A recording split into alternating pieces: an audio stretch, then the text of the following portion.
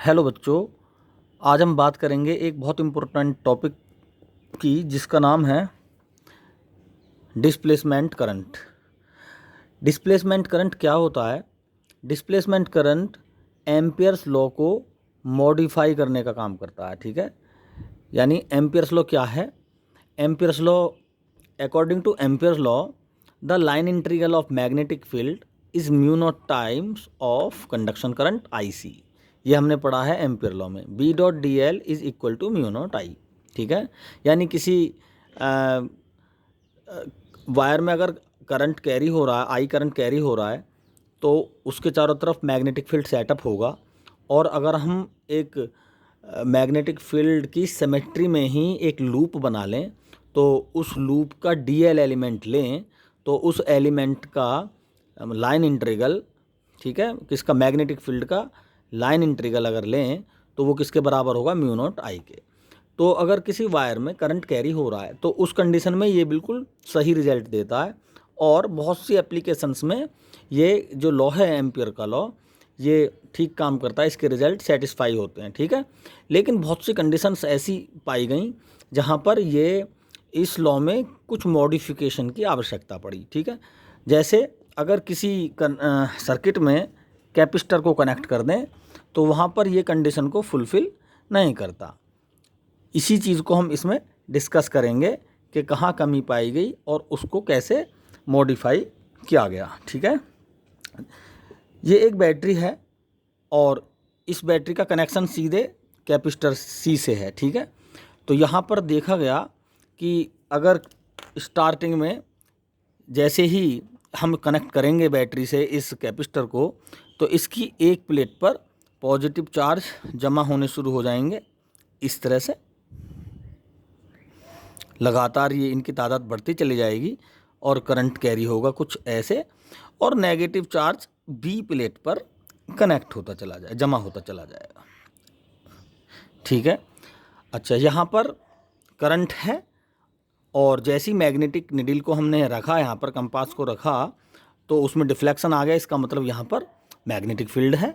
और इस प्लेस पर अगर हम लूप बनाएं एम्पियर सर्कुलर लॉ के अकॉर्डिंग, तो यहाँ पर ये लॉ बिल्कुल फुलफिल होता है। यानी डी एल एलिमेंट ले लिया हमने और इसका लाइन इंटीग्रल, मैग्नेटिक फील्ड यहाँ पर है ही, इस मैग्नेटिक फील्ड का लूप के अकॉर्डिंग लाइन इंटीग्रल जो होगा वो mu naught times of current होगा।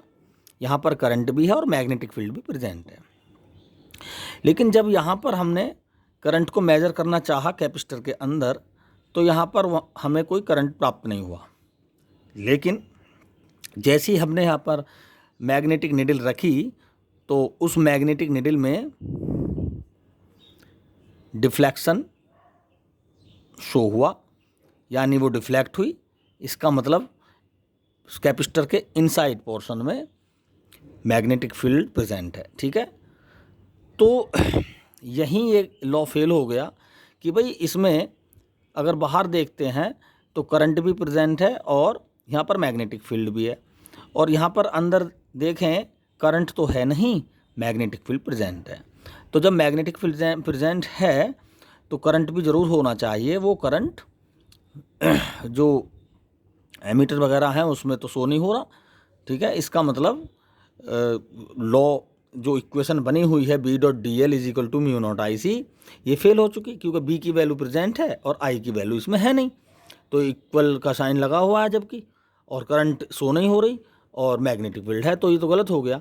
तो इसका मतलब यहाँ पर एक टर्म और जुड़नी चाहिए, यानी जैसे बी डॉट डी एल है और ये म्यू नॉट करंट आई, तो यहाँ पर एक टर्म और जुड़े, क्योंकि इसके अंदर आई सी टर्म है नहीं। ठीक है, तो आई सी अगर जीरो है यहाँ पर, तो एक टर्म और अगर ऐड हो जाए तो ये फिर इस टर्म को बैलेंस कर देगी। ठीक है, तो हमें वही टर्म ढूंढनी है। इस टर्म को ढूंढने का काम किया साइंटिस्ट मैक्सवेल ने। इस प्रॉब्लम को सबसे पहले मैक्सवेल ने ही देखा और मैक्सवेल ने बताया कि भाई यहाँ पर करंट तो है नहीं, मैग्नेटिक फील्ड है, तो फिर एम्पियर लॉ तो फेल हो गया, है ना। अब जैसे कुछ और एक दूसरे तरीके से भी हम इसको समझ सकते हैं। जैसे ये हमने लूप बना रखा है, ये लूप बनाया और हमने इसका एक सरफेस एरिया शो कर दिया ऐसे, ठीक है। सरफेस एरिया ऐसे भी शो कर सकते हैं और इसका हम बॉल भी बना सकते हैं। सरफेस एरिया होना चाहिए, लूप होना चाहिए ओवरऑल, किसी भी टाइप का हो। तो इस तरह से ये लूप बना दिया। तो किसी भी कंडीशन में देखें ज़रा, यहाँ पर देखो ये करंट कैरिंग वायर है, ग्रीन कलर से दिखाया गया है, और यहाँ पर ये हमारा जो सरफेस एरिया है इसको ये टच करता हुआ जा रहा है, क्रॉस करता हुआ जा रहा है, ठीक है। तो अगर हम इस सरफेस एरिया का एरिया बढ़ाएं तो ये वहाँ तक कैरी एप्लीकेबल है जहाँ तक ये वायर कनेक्ट कर रहा है, करंट है इसमें, यानी कहने का मतलब वायर से है, वायर को ये क्रॉस कर रहा है, ठीक है। और जहाँ जहाँ वायर वहाँ करंट भी है, एप्लीकेबल है, यहाँ पर भी एप्लीकेबल है ये। लेकिन अगर हम इसको इसी एरिया को बढ़ाते बढ़ाते यहाँ तक ले आएँ, ऐसे ले आएँ, तो यहाँ पर यहाँ तक तो करंट कैरिंग वायर को टच कर रहा है, ठीक है, एप्लीकेबल है। लेकिन यहाँ पर कोई करंट है नहीं, तो यहाँ पर लूप तो आ रहा है, लूप तो इसको कवर कर रहा है, कैपेसिटर के अंदर लूप कवर कर रहा है, लेकिन करंट है नहीं, तो ये कंडीशन फेल हो गई। जबकि एम्पियर लॉ के अकॉर्डिंग तो लूप के अंदर करंट प्रेजेंट होना चाहिए, यहाँ है नहीं और लूप बन रहा है, ठीक है। तो जितने भी एप्लीकेशंस हैं एम्पियर्स लॉ के, वो हम जो फाइंड करते हैं वो लूप को फॉर्म करते हैं और उसको इंटीग्रल करते हैं, उसी के अकॉर्डिंग हम अपनी वैल्यूज़ को फाइंड करते हैं, क्योंकि लूप के अंदर करंट होता है। लेकिन अगर यहाँ लूप यहाँ तक आ जाए तो यहाँ तक इसमें तो कोई करंट नहीं है, तो कंडीशन फिर फेल हो गई है।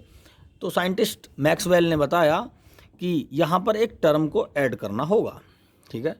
वो टर्म कहाँ से आई, वो कैसी टर्म है, उन्होंने बताया कि जब यहाँ पर पॉजिटिव चार्ज जमा हो जाते हैं ए प्लेट पर, तो कुछ कंडीशंस के बाद ये जो पॉजिटिव चार्ज हैं, ठीक है, चूँकि पॉजिटिव चार्ज इधर है, इधर नेगेटिव, तो इलेक्ट्रिक लाइन किस तरह से चलेंगी, पॉजिटिव से नेगेटिव की तरफ को इलेक्ट्रिक फ्लक्स चलेगा। तो साइंटिस्ट मैक्सवेल ने बताया कि भाई इलेक्ट्रिक फ्लक्स चलेगा, लेकिन ये जो पॉजिटिव चार्ज जमा हुए हैं ये प्लेट ए पर, ये इनकी तादाद लगातार कम होती चली जाएगी, डिस्चार्जिंग होती चली जाएगी, तो इलेक्ट्रिक फ्लक्स में क्या हो जाएगा, इलेक्ट्रिक फ्लक्स में चेंज हो जाएगा। इलेक्ट्रिक फ्लक्स में क्यों चेंज हो रहा है, क्योंकि इलेक्ट्रिक फ्लक्स क्या होता है, electric field into area. Area तो हम चेंज नहीं कर सकते, एरिया तो कांस्टेंट होता है, लेकिन ई की वैल्यू चेंज हुई होगी वहाँ पर, ठीक है। तो यहाँ पर क्या हुआ, इलेक्ट्रिक फ्लक्स में चेंज हुआ, phi d phi upon D t, ठीक है, ये टर्म चेंज हुई, ठीक है, इलेक्ट्रिक फ्लक्स में चेंज हुआ, और साथ में इसकी मीडियम की प्रॉपर्टी एप्सिलॉन नॉट, ठीक है। तो ये टर्म नई बनी यहाँ पर जो करंट के प्लेस पर, क्योंकि एम्पियर लॉ में म्यू नॉट आई सी था और यहाँ पर म्यू आई करंट है नहीं, तो करंट के प्लेस पर कौन सी टर्म दूसरी कौन सी टर्म आई, epsilon naught D phi upon D T. ये करंट के प्लेस पर टर्म किसने बनाई, साइंटिस्ट मैक्सवेल ने। तो ये टर्म हमें कहाँ जोड़नी होगी, एम्पियर लॉ में। तो जोड़ देते हैं आई के प्लेस पर, B dot D L, mu naught I तो है ही, म्यू नॉट आई सी तो है ही। अब चूंकि म्यू नॉट की तो मल्टीप्लाई होनी है दूसरी में भी, जो चूँकि दूसरी टर्म करंट के प्लेस पर जोड़ी गई है, तो म्यू नॉट तो लगाना ही पड़ेगा। और टर्म क्या है ये जो करंट के प्लेस पे है, epsilon naught D phi upon d p, epsilon naught D phi upon D t. Scientist ये मैक्सवेल ने बताया कि ये टर्म हमें ऐड करनी होगी, और इस टर्म से ही एक करंट बना जिसको हम डिस्प्लेसमेंट करंट कहते हैं। इसी वीडियो के नेक्स्ट सेक्शन में इसी टर्म को सोल्व करके हम उसको करंट के इक्वल ड्राइव करेंगे, ठीक है। तो एम्पियर लॉ में ये जो टर्म है epsilon naught D phi upon D t, इसको ऐड करना होगा, तब ये लॉ कंप्लीट होगा, ठीक है।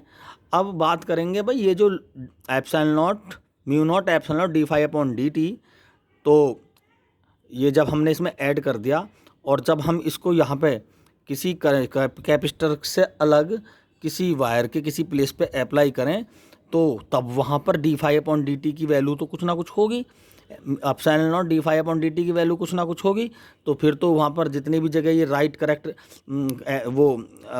जो करेक्ट रिजल्ट दे रहा था ये लॉ, तो वहाँ पर चेंज हो जाएंगे लॉ, ठीक है। तो ऐसा नहीं होगा, क्यों? Epsilon naught D phi upon D t जो टर्म जुड़ी कैपेसिटर के लिए है ये वैल्यू देगा, ठीक है। लेकिन बाहर ये जो टर्म अगर हम इसको ऐड करें तो वहाँ पर डी फाई जो इलेक्ट्रिक फ्लक्स का चेंज है वो चेंज ही नहीं होता वहाँ पर। किसी कंडक्टर इलेक्ट्रिक फील्ड किसी वायर के अंदर कांस्टेंट होता है। ये अगर वायर है इसके अंदर इलेक्ट्रिक फील्ड कांस्टेंट होगा, तो इलेक्ट्रिक फील्ड में जब कोई चेंज ही नहीं होगा तो d phi upon D t term zero. तो किसी कंडक्टिंग वायर के लिए ये वाली टर्म क्या हो जाती है? जीरो हो जाती है, ठीक है। ये टर्म जीरो होने की वजह से ही एम्पियर लॉ ऐसे सर्किट्स के लिए ठीक रिजल्ट देता रहा। अगर ये ठीक रिजल्ट अगर यहाँ पर कुछ चेंजिंग होता और रिजल्ट ठीक नहीं होते तो साइंटिस्ट एम्पियर ही इसके बारे में कुछ सोचते और इसको तुरंत ही मॉडिफाई करते। लेकिन इसकी वैल्यू कहाँ चेंज होती है? कैपेसिटर के अंदर, और कैपेसिटर के उन्होंने कहीं अप्लाइड नहीं किया, तो उन्होंने ये गलती पकड़ी नहीं। ये गलती पकड़ी किसने? मैक्सवेल ने। जब इस लॉ को साइंटिस्ट मैक्सवेल ने कैपेसिटर के लिए यूज़ किया तो वहाँ पर मैग्नेटिक फ्लक्स में चेंज आया और जो करंट की वैल्यू थी कैपेसिटर के अंदर वो जीरो रही, कंडक्शन करंट। और उसके प्लेस पर उन्होंने साइंटिस्ट मैक्सवेल ने बताया कि भाई यहाँ पर जो करंट तो बनेगी लेकिन वो फ्लक्स के चेंज की वजह से, इलेक्ट्रिक फ्लक्स के चेंज की वजह से बनेगी, यानी d phi upon D t term की वजह से बनेगी, ठीक है। आईसी जीरो रहेगा कैपेसिटर के अंदर और कैपेसिटर के बाहर सर्किट में ये वाली टर्म जीरो रहेगी, ये प्रेजेंट रहेगी, ठीक है। तो एक्चुअली ये भी epsilon naught D phi upon D t जो है ये भी अपने आप में करंट ही है। एप्सिलॉन नॉट डी फाई को हम क्या लिख सकते हैं? क्यू अपॉन एप्सिलॉन नॉट, तो Q upon D Q upon D T into epsilon not हो गया, ये आपस में कैंसिल हो गया, तो D Q upon D T क्या हो गया? करंट के बराबर। तो एक्चुअली ये टर्म भी epsilon naught D phi upon D t भी एक किस्म की करंट ही है। तो इस तरह से जो साइंटिस्ट मैक्सवेल थे उन्होंने एम्पियर सर्किटल लॉ को जो इनकम्प्लीट था उसको इस टर्म को ऐड करके कंप्लीट किया, ठीक है। ये कहाँ पकड़ी गई बात? कैपेसिटर के केस में। कैपेसिटर के केस में करंट उनको दिखी नहीं, करंट आईसी करंट वहाँ पे इनको जीरो मिली और इस करंट के प्लेस पर उन्होंने पाया ना, उन्होंने ये इस बात की आवाज़ उठाई कि भाई ये तो करंट नहीं है, तो एम्पियर लॉ तो फेल हो गया। तो इस चीज़ को उन्होंने ही इम्प्रूव किया, मॉडिफाई किया इसको कि भाई ये लॉ रॉन्ग नहीं है, ये इनकम्प्लीट है। इस लॉ में इस टर्म को ऐड करना होगा क्योंकि कैपेसिटर के अंदर ये यहाँ पर चार्ज जमा हो गए, इधर नेगेटिव हो गए और यहाँ पर फ्लक्स का लगातार, इलेक्ट्रिक फ्लक्स का लगातार चेंज हो रहा है। इलेक्ट्रिक फ्लक्स के चेंज होने की वजह से मैग्नेटिक फील्ड में चेंज हो रहा है और मैग्नेटिक फील्ड के चेंज की वजह से ही यहाँ पर ईएमएफ इंड्यूस हुआ है, करंट इंड्यूस हुआ है। इसी को हम डिस्प्लेसमेंट करंट बोलते हैं, ठीक है। और ये जो टर्म उन्होंने जोड़ी इस टर्म की वैल्यू जीरो की कहाँ के लिए रहती है? आउटर सर्किट के लिए। चूँकि इस टर्म की वैल्यू जीरो रहती है तभी ये बात कभी पीछे पकड़ में नहीं आई थी, साइंटिस्ट एम्पियर के पकड़ में नहीं आई थी ये बात। क्यों? वहाँ पर flux d phi upon D t की टर्म जीरो हो गई और रिजल्ट इतने से लॉ से ही ठीक आ रहे थे, ठीक है। तो ये था डिस्प्लेसमेंट करंट। आशा करते हैं कि ये समझ में आ गया होगा। Thank you.